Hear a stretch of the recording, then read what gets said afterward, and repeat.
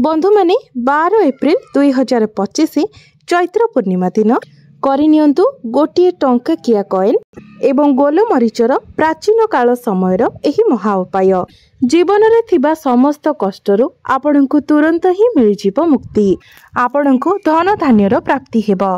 माँ लक्ष्मी को कृपारु आपणको समस्त प्रकारर सुख सुविधा मध्य प्राप्ति हेबो।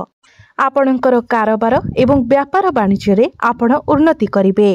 प्राचीन काल रे राजा महाराजा माने एही उपाय गुडी को पालन करुथिले।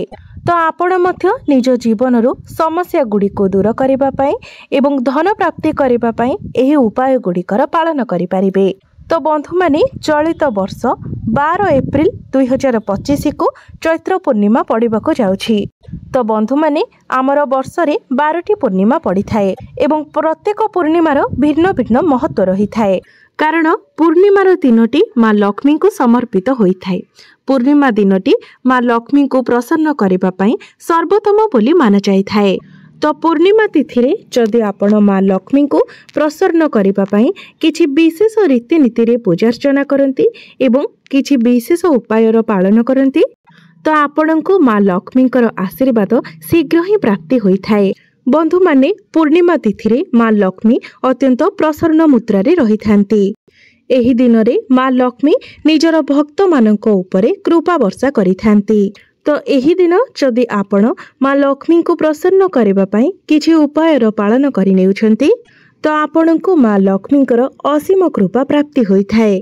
तो तंत्र शास्त्र रे वर्णित 1 टंकिया कॉइन एवं गोलमरीचर उपाय जदि आपण एही दिन पालन करि नेउछंती तो तुरंत ही आपणको माँ लक्ष्मीकर आशीर्वाद प्राप्ति हेबो।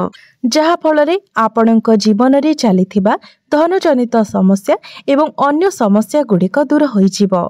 एही छोटिया उपायटी विधि विधान पूर्वक पालन करिबा परे आपणकर आर्थिक उन्नति हेबाको लागिबो।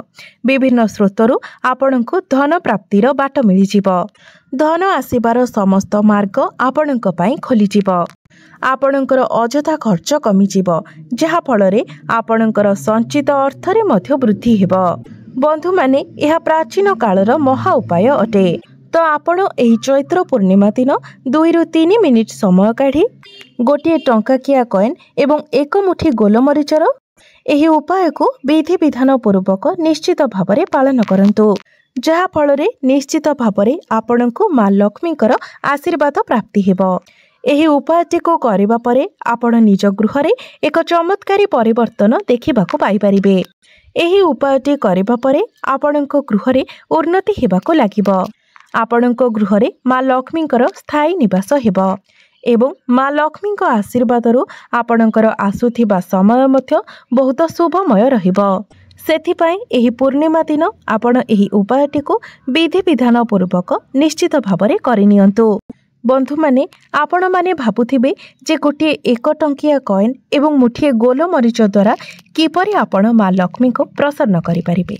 तेबे बंधु माने आपण जानि रखिबा उचित जे माँ लक्ष्मीकर पूजा रे सबु बेले 1 टंकिया कॉइन रो व्यवहार करा जाय थाए एवं गोलमरीच मध्य माँ लक्ष्मीकर अत्यंत प्रिय अटे।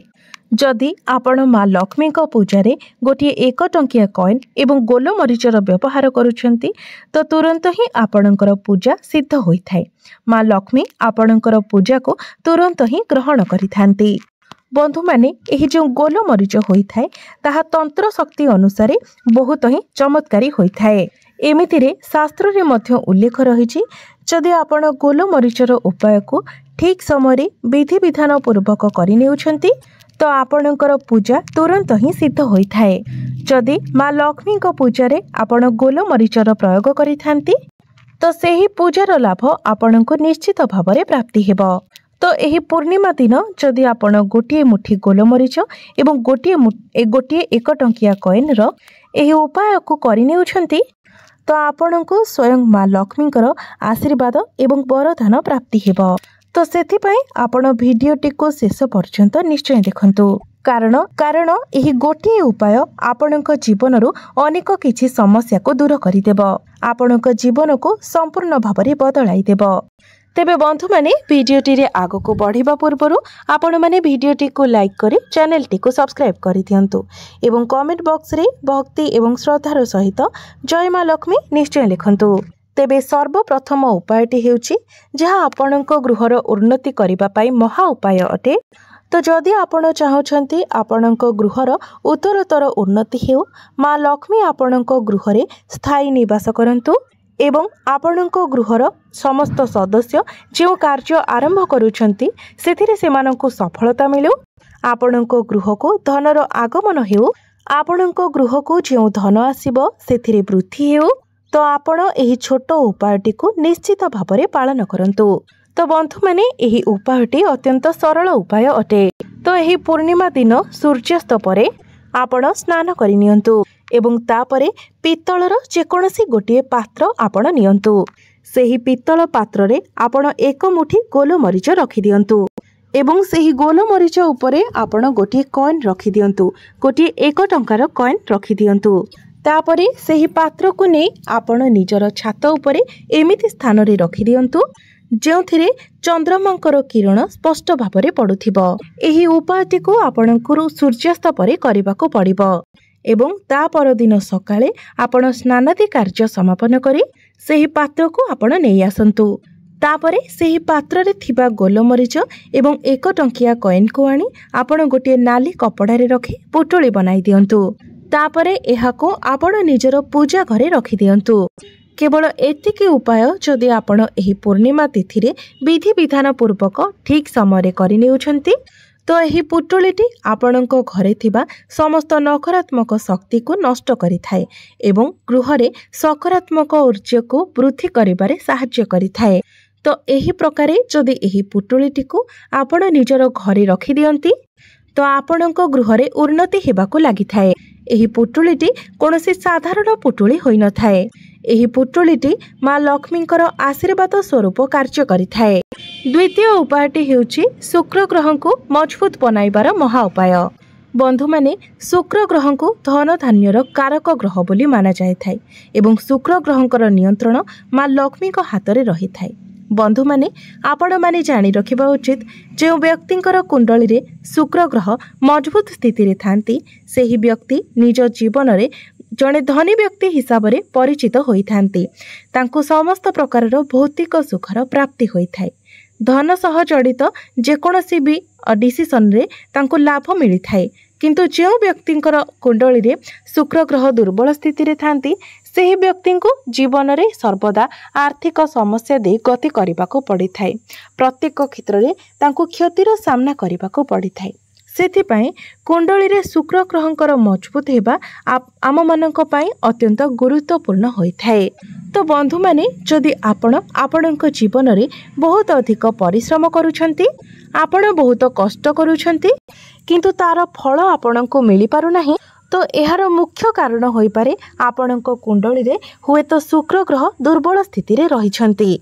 सेथिपाई जदि आपण एही छोट उपायटी करि नियंती जहाँ आजिर एही वीडियो रे मो आपणको कहिबाको जाउछि तो एहा द्वारा आपणको कुंडली रे शुक्र ग्रह मजबूत होई जिवे जहा फल रे आपणकर आर्थिक समस्या दूर होई जिवो एवं विभिन्न स्रोतरु आपणको धन प्राप्ति हेबो। धन संबंधित आपण जो भी निर्णय नेबे सेतिरे आपणको सफलता मिलिबो। तेबे एही पूर्णिमा दिन राति 8टा परे आपण स्नान कार्य सारी शुद्ध वस्त्र परिधान करी निजर पूजा घर को जांतु। आपणको पूजा घरे आपण मां लक्ष्मींकर जो प्रतिमा किंबा फोटो चित्र रखिछंती तो मां लक्ष्मी को सम्मुखरे आपण 2टी 1 टंकिया कॉइन रखंतु। तापरे मां लक्ष्मी को सम्मुखरे आपण एक शुद्ध घीर दीप जलांतु। तापरे सेही कॉइन 2टी को निज हाथ रे धरी आपण मां लक्ष्मींकर बीज मंत्र 11 थर जप करंतु कारण 11 संख्याटी मां लक्ष्मींकर अति प्रिय होई थाए। तो मां लक्ष्मींकर बीज मंत्र हेउची ओम महालक्ष्मी नमः। तो 11 थर आपण मां लक्ष्मींकर बीज मंत्रर जप करि सारिबा परे सेही 2टी मुद्रारू गोटिए मुद्रा को आपण निजर धन रखुतिबा स्थान रे रखि दियंतु एवं आउ गोटिए कॉइन को आपण निजर पर्स रे रखि दियंतु। एपरि करबा द्वारा आपणको शुक्र ग्रहंकर साथ मिलिबो। कुंडली रे शुक्र ग्रह मजबूत होई जिवे। आपणकर अजथा खर्च रे नियंत्रण आसीबो एवं आपणकर रोजगार रे मध्य वृद्धि हेबो। तृतीय उपायटी हेउछि आपणकर बंद होई जायथिबा व्यापार को पुनः आरंभ करिबार महा उपाय। आपणकर व्यापार रे जदि मांदावस्था चलीछि तो पुनर्बार व्यापार वाणिज्य रे लाभ पाइबार महा उपाय। जदि आपणकर व्यापार वाणिज्य पूर्वरु बहुत भलो चालुथिला किंतु वर्तमान आपणको व्यापार वाणिज्य रे बारंबार क्षतिर सामना करबाको पडुछि, आपणकर व्यापार वाणिज्य ठीक भाबरे चालू नाही, आपण निजर बिजनेस को नै बहुत टेंशन रे रहउछंती, तो एहार मुख्य कारण होई पारे जे आपणकर व्यापार वाणिज्य उपरे हुई तो कार नजर लागि जाइछि किंबा केही कला जादूर प्रयोग करिछि। नजर दोष अत्यंत क्षतिकारक होइथाय, बहुत ही भयानक होइथाय, कारण जेउठारे नजर दोष लागिथाय सेही जगारे सर्वदा क्षति हेबाको लागिथाय। तो आपण जदि पूर्णिमा तिथि रे एही उपाय को करि नै थांती जहा आजिर एही भिडियो रे मो आपनकु कहिबाकू जाउछि, तो आपणक व्यापार रे लागिथिबा नजर दोष कटि जाय थाय, कला जादूर प्रभाव कटि जाय थाय एवं पुनर्बार आपणक व्यापार वाणिज्य रे लाभ हेबाकू लागिथाय।